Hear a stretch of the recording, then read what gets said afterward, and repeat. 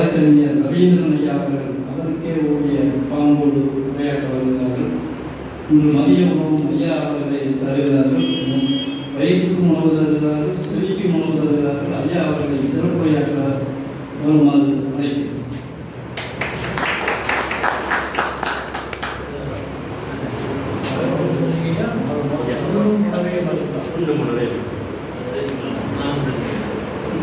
மதிப்புக்கும் மரியாதைக்கும் உரிய தமிழ்நாடு இலக்கிய பேரவையின் தலைவர் ஐயா பொன்முடியார் அவர்களே, செயலாளர் திராவிட அவர்களே, நிகழ்ச்சி வந்திருக்கும் மாணவர்களே, சான்றோர்களே, நண்பர்களே, அனைவருக்கும் பணிவான வணக்கத்தை தெரிவித்துக் கொள்கிறேன். வெண்பா உலகம் என்ற பொருளை பற்றி நாம் சிந்திக்க இருக்கிறோம். வெண்பா விருந்து என்ற ஒரு நூலை சில மாதங்களுக்கு முன் நம்முடைய தமிழ்நாடு இலக்கிய பேரவை சார்பிலே வெளியிட்டிருந்தோம். அந்த புத்தகத்தை நான் படித்த போது நான் மிகவும் அதில் ஆழ்ந்து போனேன். அந்த பாடல்கள் எனக்கு ரொம்ப பிடித்திருந்தது. அதனால்தான் அந்த பாடல் நிறைய பாடல்கள் எனக்கு பிடித்ததுனால திராவிட அவர்களிடம் கேட்டு நான் அந்த வெண்பா விருதை பற்றி பேசலாம் என்று இருக்கிறேன் சொன்னேன். அதற்கு ஐயா அவர்கள் நீங்கள் அதை பற்றி பேசுவதோடு கூட வெண்பா உலகம் என்றே பேசுகிறது சொல்லி இந்த வாய்ப்பை தந்திருக்கிறார். நான் வெண்பாவை பற்றி அந்த வெண்பா விருதை படித்த போதே ஐயா பொன்முடியார் அந்த முதல்ல சொல்லப்படுகிற உரையிலே சொல்லியிருந்தார்.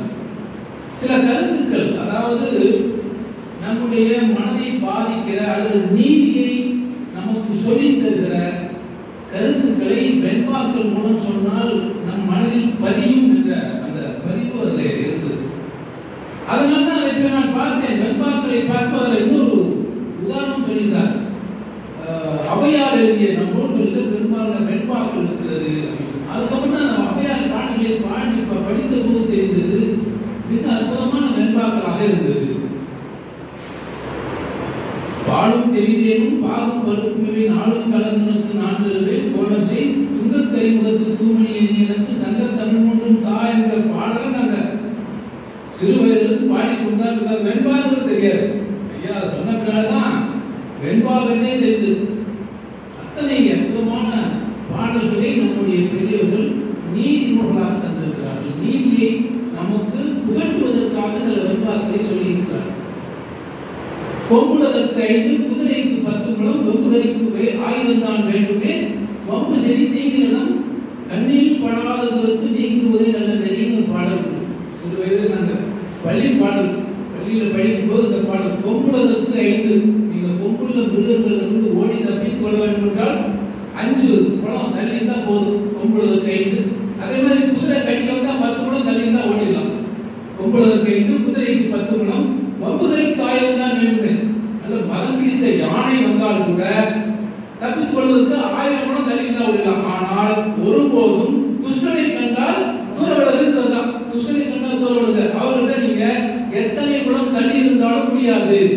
அதான் இந்த நீதிக்குள்ள சொல்லப்பட்ட கருத்தாக இருக்கிறது. சாதி இரண்டுடைய வேரிலே சாற்றுங்கால் நீதி வருவான் நெறிமுறையின் வேதியில் இட்டார் பெரியார் இடாதார் இடிகுலத்தோர் பட்டமாகியுள்ளபடி.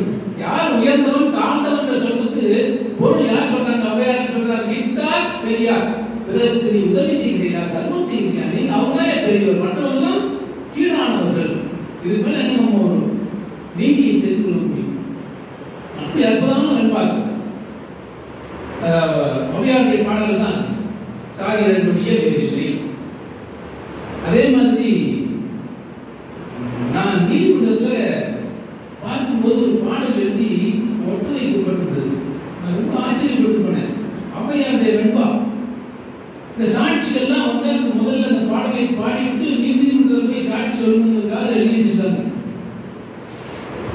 ரொம்ப ஆச்சரியமா இருந்தது. அந்த பாடலை பாடி பார்த்தேன். அது என்ன சொல்லப்பட்டிருக்குன்னா, நீதிமன்றத்தில் பொய்யான சாட்சியை சொன்னா என்னெல்லாம் நடக்கும்? வேதாளம் சேருமே, வெள்ளருக்கு பூக்குமே, பாதாள மொழி படருமே, மூதேவி சென்று சேர்வலே சேடன் குடிபுகுமே மன்றோரும் சொன்னார் மனை. நீதிமன்றத்தில் போய் சொன்னா என்னெல்லாம் நடக்குமா? வேதாளம் வீட்டுக்கு வேதாளம் வரும். வேதாளம் வேணும் தெரியல. வேதாளம் சேரும். வெள்ளருக்கு பூக்கும். வெள்ளருக்கு வீட்டுக்குள்ள பூத்தா அது சரியில்லை. வெள்ளருக்கு பூக்கும். பாதாள மொழி படரும். ரொம்ப விசைச்ச செடி அது வீட்டுக்குள்ள படணுமா?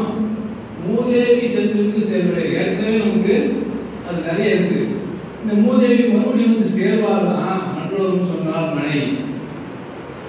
எப்படி வெண்பாக்கள் மூலம் நம்முடைய கவிஞர்கள் நமக்கு சொல்லி சென்றிருக்கிறார்கள் அப்படிங்கிறது பார்ப்பது ஆச்சரியமா.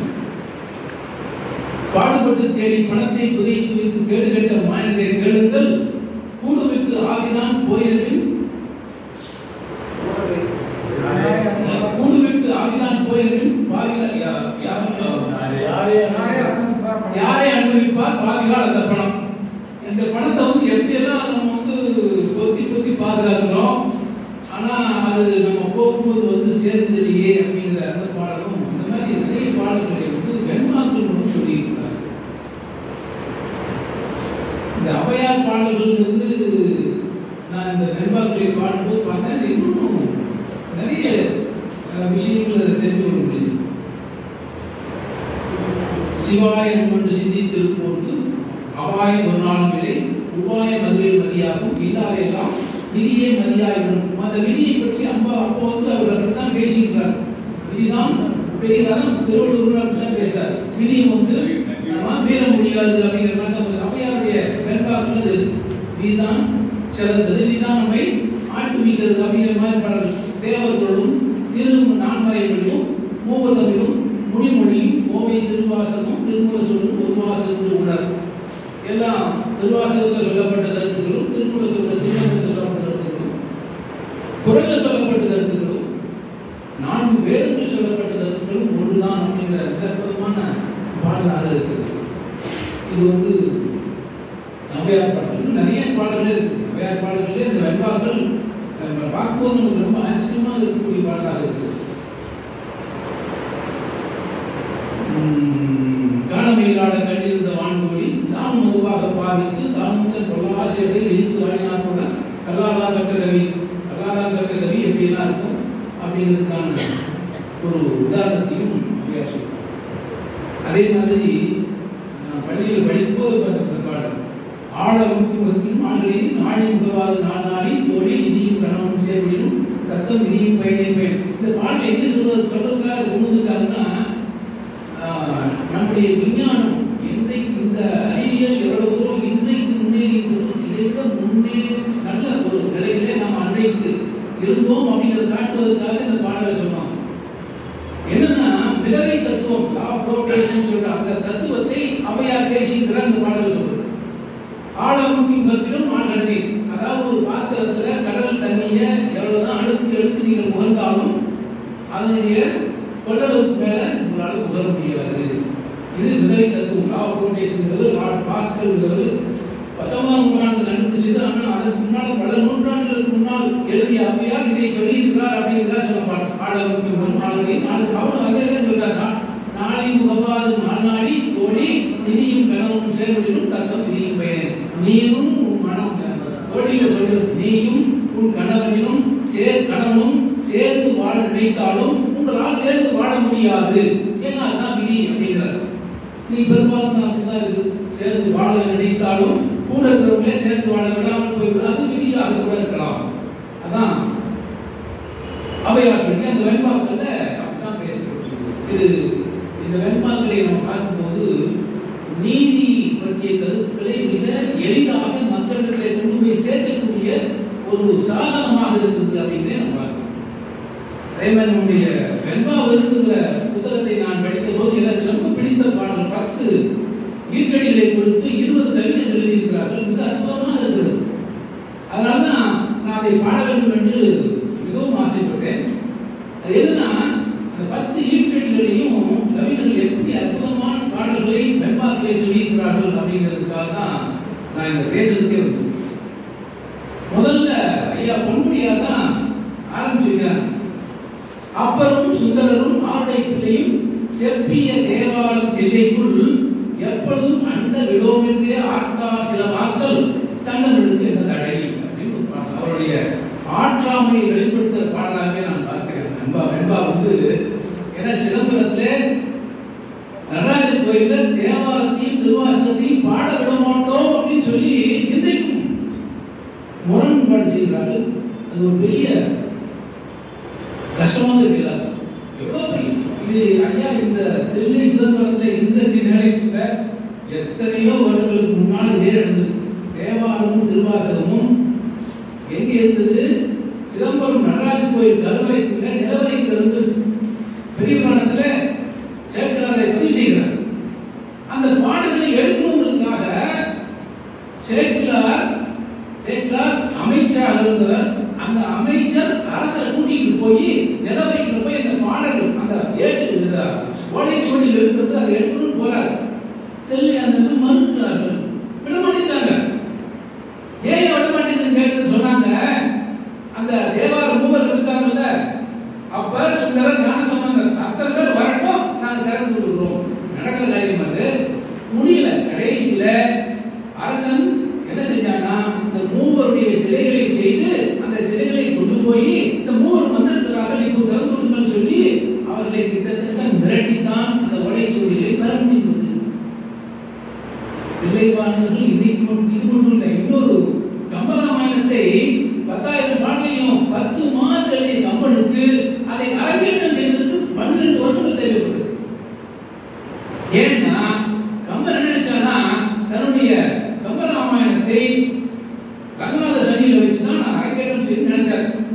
அங்க போய் கேட்டாங்க, ஸ்ரீரங்கத்தில் திருவரங்கத்தில் போய் அவர் கேட்கிறாரு, நான் என்னுடைய இந்த காப்பியத்தை அரங்கேற்றம் செய்ய வேண்டும். அவங்க சொன்னாங்க, எங்களுக்கு சமஸ்கிருதம் தான் தெரியும், தமிழ் தெரியாது. அதனால சிதம்பரத்துல தில்லைவாழ் அந்தணர்கள் இருக்கிறார்கள், அவங்க போய் இதை காமிச்சு அவங்க சரி சொன்னாங்கன்னா நாங்க அரங்கேற்றம் செய்யறாங்க. சரி சொல்லி போனான் கம்பன். அங்க போய் தில்லைவாழ் அந்தணர்களை முதல்ல சேர்க்க முடியாமல், ஏன்னா ஒவ்வொருத்தரும் எங்கேயோ இருக்காங்க, எவரையும் சேர்க்க முடியாமல் கஷ்டப்பட்டு என்னென்ன கஷ்டம்னா பட்டாங்க. பூவாளோ ஜெயராமன் ஒரு புத்தகம் இருக்கு, அந்த புத்தகத்தில் இந்த காட்சியெல்லாம் வருது. அவ்வளவு நாள் கஷ்டப்பட்டு கடைசியில 12 வருஷம் கழிச்சு தான் அந்த தில்லைவாழர்கள் அதுக்கு ஒப்புதல் தந்தார்கள் அப்படிங்கிறத பார்க்க முடியும். இதெல்லாம் மேல வள்ளலாரை பற்றி உங்களுக்கு தெரியும். வள்ளலார் தன்னுடைய பெயரை சிதம்பரம் அப்படிதான் பெயர் இருந்தவர். சிதம்பரம் நாணயங்கள் கையெழுத்தே கொடுவார். ஆனால் சிதம்பரத்தில் அவருக்கு ஏற்பட்ட மிக மோசமான ஒரு அனுபவம் அங்கிருந்து அவை போக செய்து அதுக்கப்புறம் சிதம்பரத்தோர் வரவே இல்லை. சிதம்பரத்தை நினைத்தால் எனக்கு நடுக்குறது வள்ளலார் எழுதியிருக்க. வாழையடி வாழையில வந்த திருக்கூட்டம் மரபில் யானும் அன்றோ வகையே இந்த ஏழைகளும் பாடுனருக்கு திருவுட சம்பவமோ இது தகுமோ இது முறையோ இது தர்மம் தானோ மாலைமணி பொதுக்குழும் செய்வாய் வள்ளல் யானுக்கு மகனோ நீ எனக்கு வாய்த்த தந்தைகளையோ கோலை உள்ள உயிர்த்திறவினி பொறுக்க மாட்டேன் கொடுத்தருள் என் அருள்வழியை கொடுத்தருள் இப்பொழுதே சொல்லி ரொம்ப துன்பத்தோடு பாடிய பாடல் தான் இந்த பாடல். சிதம்பரத்தில் அவர் பெற்ற அவ்வளவு பெரிய கொடுமையான அனுபவம். இந்த மாதிரி அது மட்டும் இல்லை, எனக்கு ஒரு இந்த பாடல் நினைச்சது ஓய் ஞாபகம் வருது. நீங்க திருத்தொண்ட புராணத்தை சுந்தரமூர்த்தி நாயனார் எழுதும் போது அவர் முதல்ல என்ன எழுதுறாருன்னா, தில்லைவாழ் அந்த மரியாதை பண்ணி மொத்த 64 நாயன்மார்கள் இருக்காங்க. அந்த நாயன்மார்கள் பேர் முதல்ல உண்மை போடலைங்க.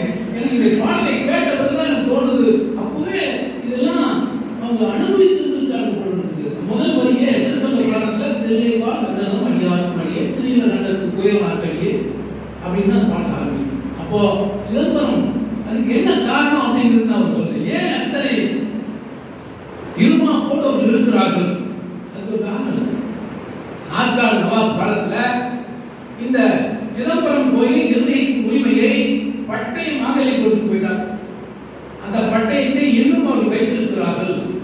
இது சம்பந்தமாக வழக்கு தாக்கல் செய்யப்பட்டு உச்ச நீதிமன்றம் வரை போச்சு. உச்ச நீதிமன்றத்தில் எங்களுக்கு ஆற்காடவா 150 வருஷத்துக்கு முன்னால செப்பு பட்டயம் எழுதி கொடுத்து போயிருக்கிறார்கள் காமித்து எங்களுக்கு இது அனுபவத்தில் இருக்கிறது, நாங்கள் இந்த 150 வருஷமாக அனுபவித்திருக்கிறோம், அதனால எங்களுக்கு தான் இது சொந்தம் என்று சொல்லி நீதிமன்றம் அதை ஏற்றுக்கொண்டிருக்கிறது. இன்றைக்கும் அதனால் தான் அவர்கள் இவ்வளவு இருமாப்போடு இருக்கிறார்கள். அதைத்தான் ஐயா எழுதுறாங்க.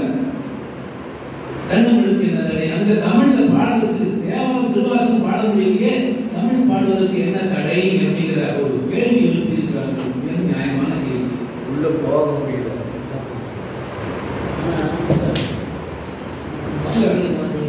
அப்புறம் அடுத்து இன்னொரு பாடல் இதெல்லாம் ஏன் எனக்கு பிடித்த பாடல், எனக்கு தொழிலோடு சம்பந்தப்பட்டது. முத்தைய அண்ணனுக்கும் தம்பி முருகேசனுக்கும்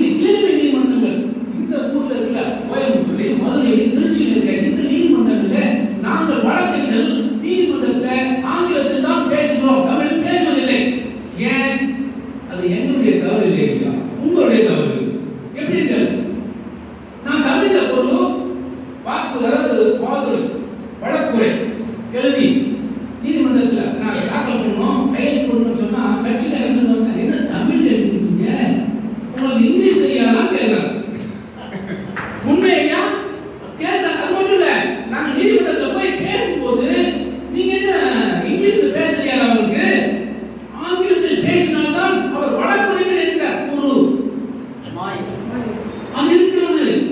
இதை நீங்கள் என்றைக்கு முடித்தீர்களோ அன்றைக்கு தான் நாங்கள் தமிழில் பேச முடியும். அது வரைக்கும் நாங்கள் பேச முடியாது.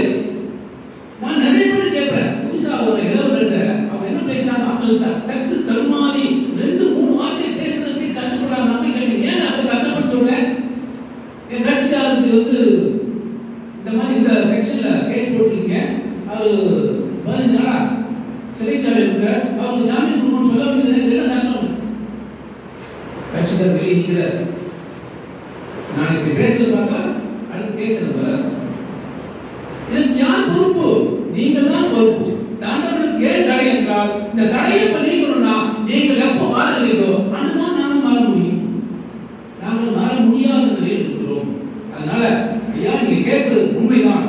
நாங்கள் ஆங்கிலத்தில் நாம் பேசுகிறோம். பெரும்பாலான நேரத்தில் மிக குறைந்த காலங்களில் தான் நாங்கள் தமிழில் பேசுகிறோம். அதற்கு நீங்கள் என்றைக்கு மாறுகிறீர்களோ அன்றைக்கு நாங்கள் ஒத்துக்கொள்கிறோம். மாற்றத்துக்கு நாங்கள் தயார். நீங்கள் என்னைக்கு தயாராக இருக்கிறீர்கள் சொல்லுகிறோம். அதனால நீங்க சொன்ன பாடல் சரிதான். ஆனால் அதுக்கான காரணம் இது முத்தைய அண்ணனுக்கும் தம்பி முருகேசனுக்கும் சொத்து பிரிப்பில் தகராறு, சட்டமாய் மண்டபத்தில் ஆங்கிலத்தில் வாதம் நடக்கிறது. தண்டங்களுக்கு இந்த தடை. அந்த பாடல் நான் சொன்ன பாடல் எல்லாமே எனக்கு படிச்சது ஞாபகம் வந்துச்சு. மனப்பாடம் அப்போ உண்மை நான் பேசணும்னு சொல்லி நான் சொல்றது காரணமே 2 தடவை படித்தா ஞாபகம் நல்லா ஈஸியா வந்து ரொம்ப சுலபமாக வந்துருக்கு அப்படிங்கிறதுதான். இது இந்த காரணத்துக்காக தான் நான் இந்த பாடலையே சொன்னேன். அடுத்தது கம்பரிடம் கரம் கூப்பு சேரன் தம்பியோட எல்லாமே பொன்னியார் பாட்டு. அதனால எனக்கு ரொம்ப பிடிச்ச பாடலா இருக்கு. கம்பரிடம் கரம் கூப்பு சேரன் தம்பியிடம் தலை உனக்கு கம்பூர்த்தி கூழ் தருவாள் அவை குடித்துக்கொள் ஆங்கிலவே வாழ்வாங்கு வாழும் வழி. 2வது செடி என்ன அற்புதமான பாடலுங்க. கம்பரிடம் கரம் கூப்பு. ஏன்னா கம்பனை பற்றி நாம் பேசாத நாட்களே இருக்க முடியாது. கம்பன் அவ்வளவு பெரிய கம்பராமாயணத்தை நமக்கு தந்திருக்கிறார். நீங்க கம்பராமாயணத்தை வெறும் மத சார்ந்த நூலாக பார்க்கவே வேண்டியது. நான் நாஞ்சி நாடகங்களை நாங்கள் கம்பன் கலை கொடுத்த கூப்பிட்டு பேசுறோம். அவர் கடவுள் எதிர்ப்பாளர். ஆனா கம்பராமாயணத்தை அவர் பார்த்ததுமே வேறு விதமா இருக்கு. அவர் என்ன சொன்னாரு, நான் கம்பராமாயணத்தை மிகவும் மதிக்கிறேன் அப்படி ஆரம்பிச்சார். என்னன்னா, நான் ஒரு கணித ஆசிரியர். அவர் சொன்னது, நான் ஒரு கணித ஆசிரியர். இந்த கம்பராமாயணத்தை படித்த போது எனக்கு தெரிந்தது, தமிழில் புதிதாக 2 லட்சம் வார்த்தைகள் வந்திருக்கிறது. கம்பராமாயணத்தின் மூலம் புதிதாக 2 லட்சம் வார்த்தைகள் நமக்கு கிடைத்திருக்கிறது. வேறு எந்த இலக்கியத்திலும் இவ்வளவு பெரிய வார்த்தைகள் இல்லை. எவ்வளவு பெரிய ஒரு அப்போ கம்பரிடம் கரம் கூப்பு சொல்லுங்க. சேரன் தம்பியிடம் தலை வணங்கு. ஏன் சேரன் தம்பியிடம் இளம்புவிடம் ஏன் நான் தலை வணங்கணும்? அதுக்கு ஒரு காரணம் இருக்குங்க. சேரன் தம்பின்னா ஒரே ஒரு உதாரணம் சொல்றேன். கோவலன் போயாச்சு மாதவியிடம் போய் அங்க உள்ள செல்வத்தை எல்லாம் இழந்து திருப்பி வருகிறான். திருப்பி வரும்போது அவன் என்ன சொல்றான், இவ்வளவு கஷ்டப்பட்டுட்டேனே உன்னை அப்படின்னு சொல்லும்போது அவன் என்ன நினைக்கிறான், கண்ணகி இருந்த காசுலாம் காலியாச்சு போறதுக்கு, அதனால நம்மளை தேடி வந்துட்டான். மறுபடியும் காசு இல்லை சொல்லி நலமுக்கே ஒருவர் நகைமுகம் காட்டி சிலம்பு உலகம். அவனுக்கு கஷ்டத்தில் இருக்கிற சரி பரவாயில்ல, அவனுக்கு என்ன பணம் தேவை தானே, அது எப்படி முன்னோர்களோடு சொன்னான். 14 வருஷம் தன்னை விட்டு போய் மாதவிடம் இருந்து விட்டு வந்த கணவன் 14 வருஷம் சொல்லிருக்கான். அப்ப கூட அவனை செருப்பு கட்டி அடிக்க. அதான் நம்ம பெண்ணி அமைப்பு என்ன சொல்றாரு, நீ விட்டதுனாலதான் போனான் அப்படி சொன்னா. முழுக்க என்ன தெரியுங்களா, அன்பு பார்ப்பட்டது. நலன்கே ஒருவர் நகைமுகம் காட்டி சிறப்பு உலகம். எந்த சிறப்பு இருக்கு, நீ அதை வித்து நீ சந்தோஷமாயிரு. இந்த சொல்ற மனப்பான்மைக்கு என்ன தெரியுங்களா அர்த்தம், கணவன் மனைவியை எவ்வளவு மதிக்க வேண்டும், அன்பு பாராட்ட வேண்டும். இதை எங்க படிச்சுன்னா அங்கே ஒரு புத்தகம் படித்தது, அல் குர்ஆன் அப்படிங்கிற ஒரு எழுதிய புத்தகம். Bring out the magic from your mind அப்படின்னு சொல்லி, இந்த மனத்தில் இருக்கிற மாயா அவர் அந்த புத்தகத்துல முழுக்க முழுக்க என்ன சொல்றாரு தெரியுங்களா? கணவன் மனைவி மீது காட்டும், மனைவி கணவன் மீது காட்டும் அன்புக்கு ஈடு இணையே இல்லை. இந்த புத்தகம் கூட கருத்தாரு. அந்த அல் குர்ஆன்ங்கிறது எவ்வளவு பெரிய ஆள் அப்படிங்கிறதுக்கு நம்ம ஒரே தான் சொல்றேன். அவர் கிட்டத்தட்ட ஒரு மந்திரவாதினாரு. அவர் போட்டி வச்சாங்க.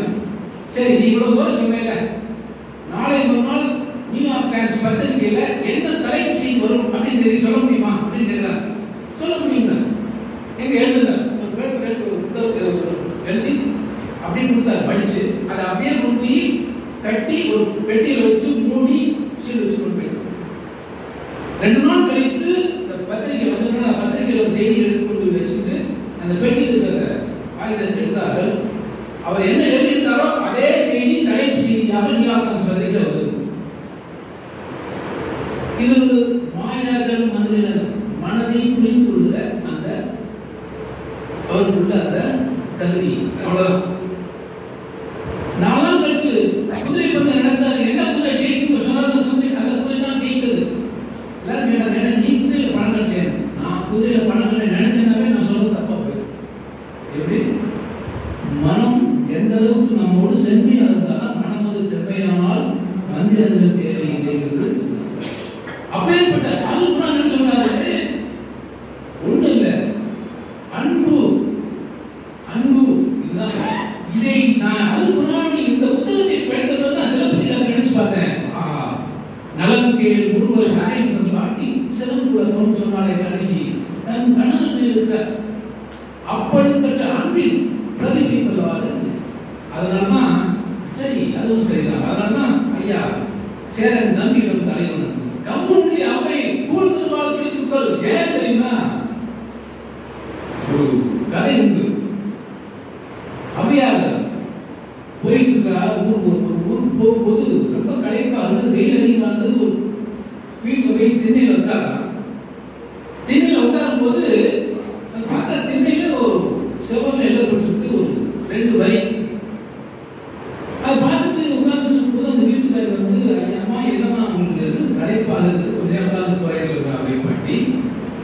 சரி, இருக்க கூழ் தரேன், குடிச்சுட்டு போங்க. கூழ் தந்தா கூழ் தந்துட்டு அந்த பெண்ணிடம் கேட்டாங்க. வீட்டுக்கார பெண்மணிடம் இந்த எழுதியிருக்கிற என்னன்னு கேட்டப்போ சொன்னாரு, கம்பெனிடம் பணம் கொடுத்தேன். 2 வரி எழுதுனா மீதி எழுதுறதுக்கு எப்போ உங்களுக்கு முடியும் கேட்டப்போ நீ மீதி பொண்ணை கொடுத்தா அது எழுதுறேன்னு சொன்னாங்க கம்பன்.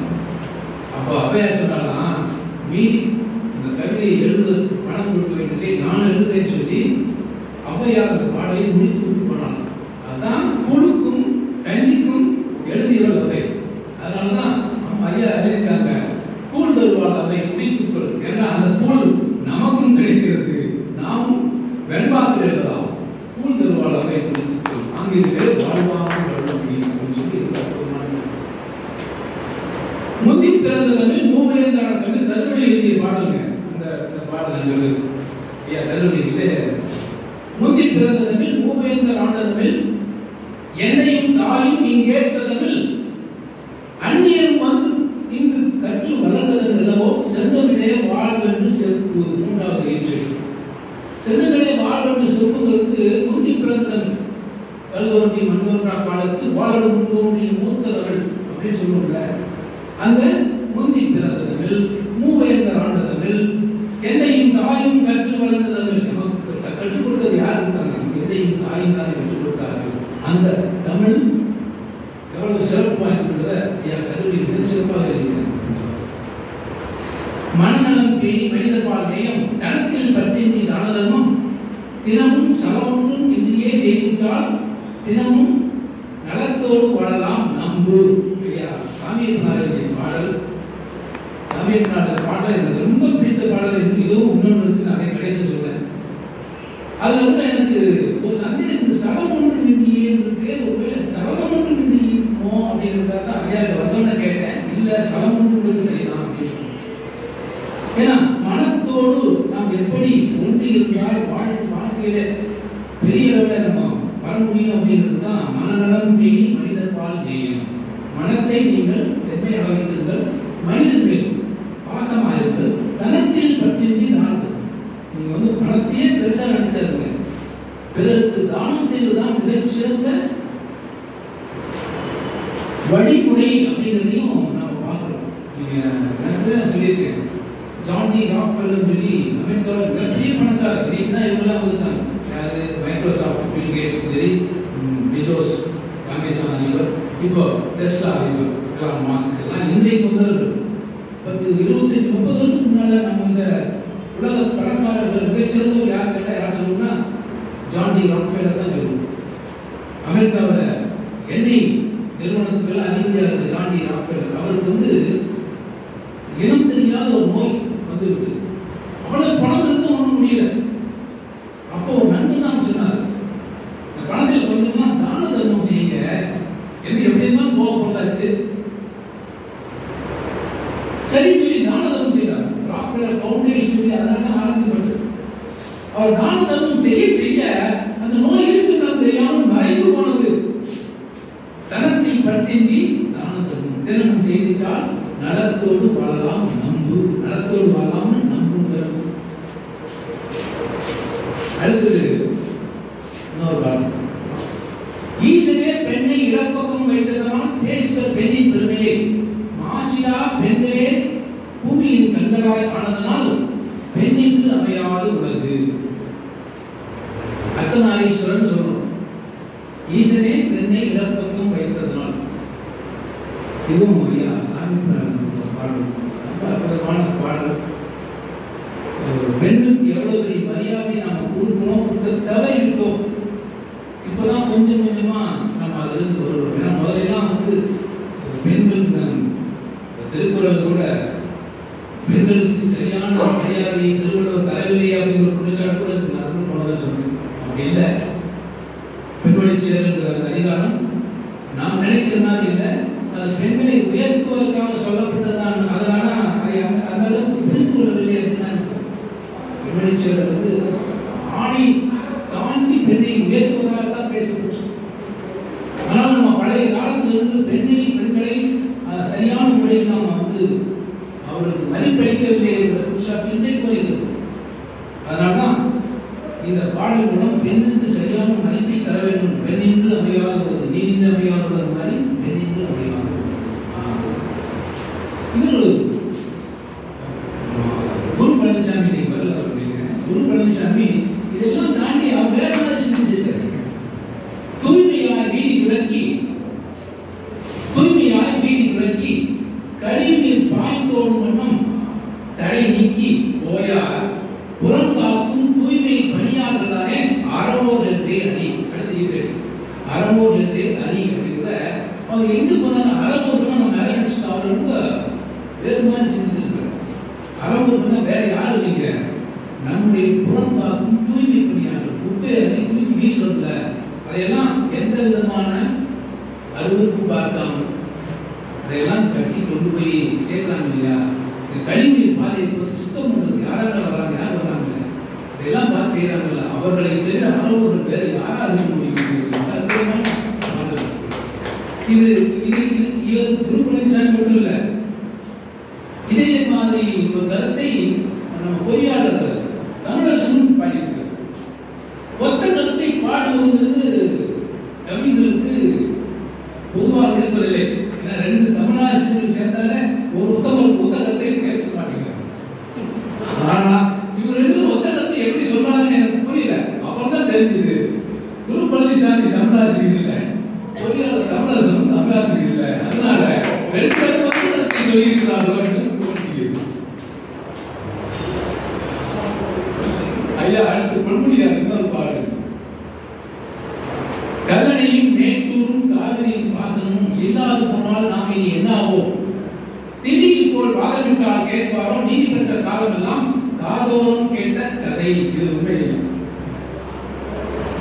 ஏன்னா அதெல்லாம் காதோறும் கேட்ட கதையாகத்தான் இந்த அளவுக்கு இருக்கிறது. இதுக்கு நான் உதாரணம் சொல்றேன். கல்லணையும் மேட்டூர் என்ன பேசுவோம். மேட்டூர்ல தண்ணீர் திறந்து விடுங்கன்னு சொல்லி கர்நாடக அரசுக்கு உச்ச நீதிமன்றம் உத்தரவு போட்டுச்சு. ஆனால் கர்நாடக அரசு கேட்கவில்லை, மதிக்கவில்லை. செய்தித்தாளே வந்து மதிக்கவில்லை.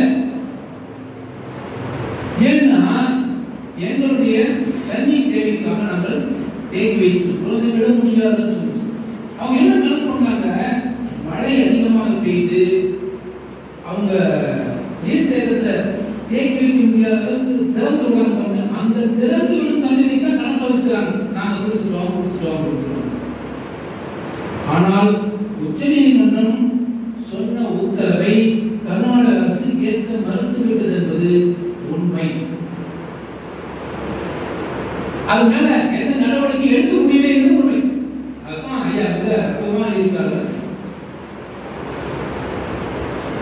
காதோறும் கேட்ட கதையாக தான் எங்களுக்கு இருந்து வருகிறது. அடுத்து இன்னொரு பாடல்,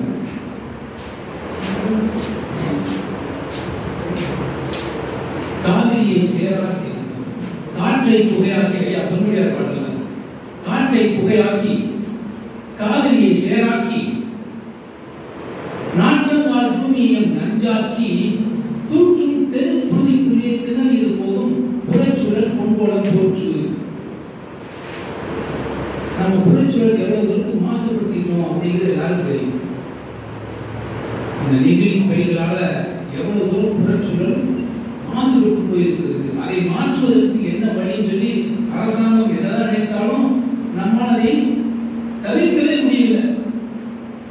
அதனால புறச்சூழல் வீணாய் போய்விட்டது. அதுதான் ஐயா ரொம்ப அற்புதமாக அந்த துன்பத்தை தினமும் நாம் அனுபவித்திருக்கிறோம்.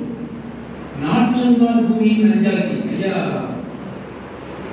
இயற்கை வேளாண்மை நம்மால் சொல்லுவோம். நம்ம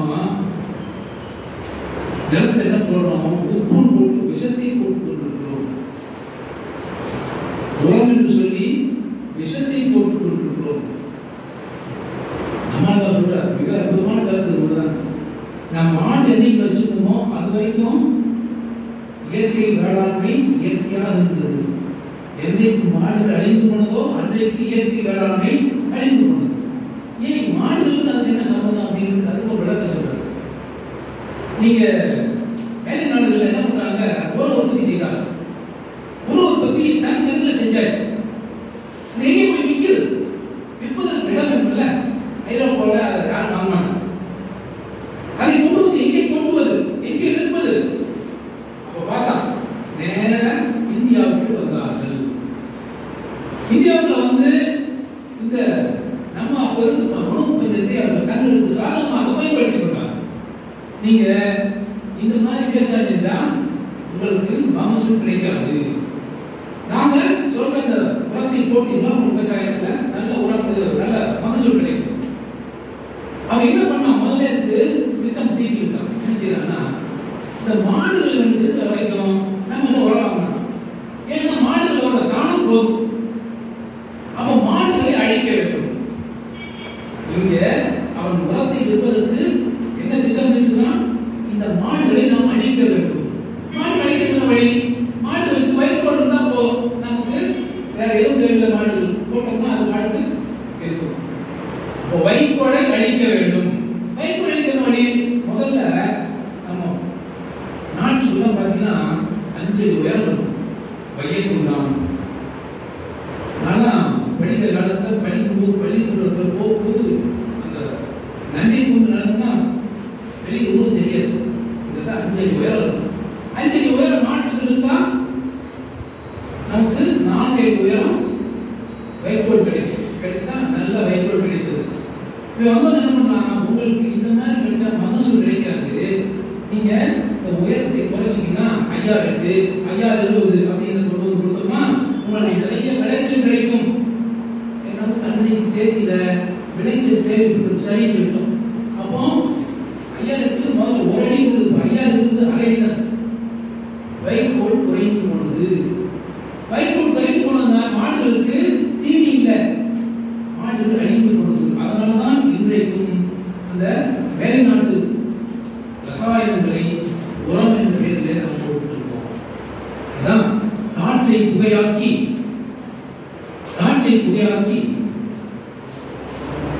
நம்முடைய எல்லாத்தையும் இருக்கிறோம். கோழி பண்டிகை சொல்லி அதெல்லாம் என்னென்னத்தையோ பண்ணி எல்லாத்தையும் புகையாக்கி, புகை மூலம் நிறைய மாசுபடுத்துறது காற்று.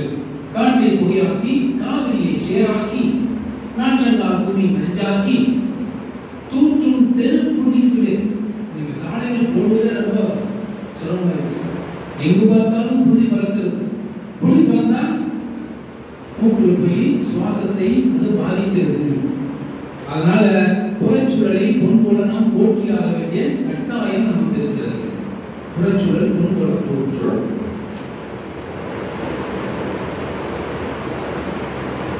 அடுத்து முக்கியமான பாடல் சாமி பாடல். எனக்கு ரொம்ப பிடித்த பாடல் சொல்லி அந்த சாமி ஐயா அவங்க எழுத அற்புதமான பாடல். இந்த பாடல் என்னை என புரட்டி ஏற்றமுடன் நான் வாழ பொன்னான சிந்தனையும் புத்துணர்வும் என்னுள்ளே மெல்ல தெரிவித்து மேலவால் சேர்க்கும் மெய் கல்வியே கண்ணெனக் கொள்ளும். இந்த பாடலே எனக்கு ரொம்ப பிடிச்சதுன்னா என்னுடைய வாழ்க்கையோடு சம்பந்தப்பட்டதாகவே நான் பார்க்கிறேன். அதனாலதான் இந்த பாடல் ரொம்ப பிடித்தது. சாமிநாதையா எழுதிய இந்த பாடல். நாங்க முதல்ல சொன்ன இந்த சலமுடு அப்படிங்கிறதுக்கு அந்த வார்த்தைக்கு எனக்கு பொருள் புரியவில்லை. ஐயா இருக்கும்போதே அவருக்கு விளக்கம் கேட்கலாம்னு நினைச்சேன். ஐயா பேசவில்லை, காரணம்.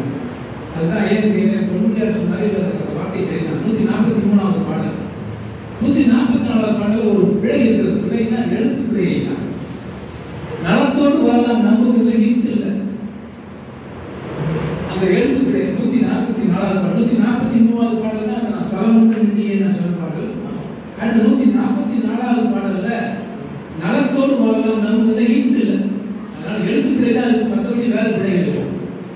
அது நீங்க பொறுப்பாக முடியாது.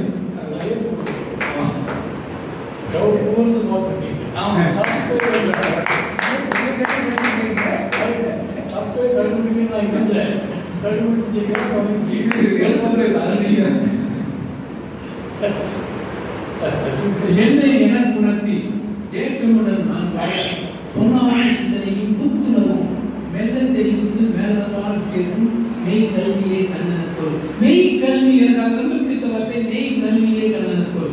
ஏன்னா மெய் கல்வி ஒன்று இருக்கா, பொய் கல்வி ஒன்று இருக்கா? இருக்கு. ஒன்றும் மெய்ப்பொருள் தருவானை, கோபம் திருவும் புடற்பானை, வினையின் விளைவை பொறுப்பானை, விளையலாம் தகர படிப்பானை, இன்ன தந்தின தெய்வனா எம்மானை, எளிவந்த பிரானை, அன்னம் பைக்கு ஏற்படுத்தானே ஆறுரானை மரக்கல்வானே சொல்லி சுத்தமத்தில் என்ன ஒரு பாட்டு என்ன சொல்றாரு? பொன் தருவான். நீங்க இறைவனை போய் கேட்டால் பொன் தருவான். அடுத்து மெய் பொருள் தருவான். அப்போ பொன்ங்கிறது பொய் பொருள், பொய் பொருள் தருவான், மெய் பொருள் தருவான். இவர் மெய் கல்வியை கண்ணனக்கொள். ரொம்ப முக்கியமான வார்த்தை. சாமி ரொம்ப நன்றி கடன் செய்ய வேண்டிய அற்புதமான அந்த ஒரு வார்த்தை மெய் கல்வி. மெய் கல்வி சொல்லிட்டா பொய் கல்வி இருக்கா அப்படின்னு ஒரு கேள்வி வரும். பொய் கல்வி இருக்கு, பொய் கல்வி இருக்கிறது, இன்றைக்கு இருக்கிறது. நீங்க இன்னைக்கு இந்த கைபேசி எல்லாம் வந்த பின்னாடி நிறைய திருத்தம் நடக்குது. ஹேக்கிங் அது பேர். ஹேக்கிங். உங்களுடைய கணக்குல உங்களுக்கு தெரியாம பணத்தை எடுத்து போயிடும். உங்கள் வங்கி கணக்குல இருக்கிற பணத்தை எவ்வளவு எடுத்து போயிடும். ஹேக்கிங் அது பேர். அதுக்கு என்ன சொல்லி கொடுக்குறாங்க? ஒரு கல்வி முறை வந்து இருக்கிறது. அந்த ஹேக்கிங்கை கண்டுபிடிக்கிறது ஒரு கல்வி. எத்திக்கல் ஹேக்கிங் பேரு. அதாவது சட்டத்துக்கு உட்பட்டு எப்படி திருடுறது. இது மெய் கல்வியா? இது மேற்கு மேற்க முடியுமா? இது ஒண்ணு. இன்னும் நீங்க நிறைய விளம்பரம் பார்த்துருக்கீங்க. பங்கு சந்தையில் முதலீடு செய்து பல கோடி பண்ணலாம் அப்படின்னு அது நாங்க சொல்லிக் கொடுக்கிறோம். பாருங்கள், தயவு செஞ்சு அதுக்கு போயிடாதீங்க. ஏன்னா பங்கு சந்தையில் போய் கோடியில் சம்பாதிச்சு எவ்வளோ இருக்கான். ஏன் அவன் எப்படி தெரியுங்களா? உங்ககிட்ட பணத்தை வாங்குவான்.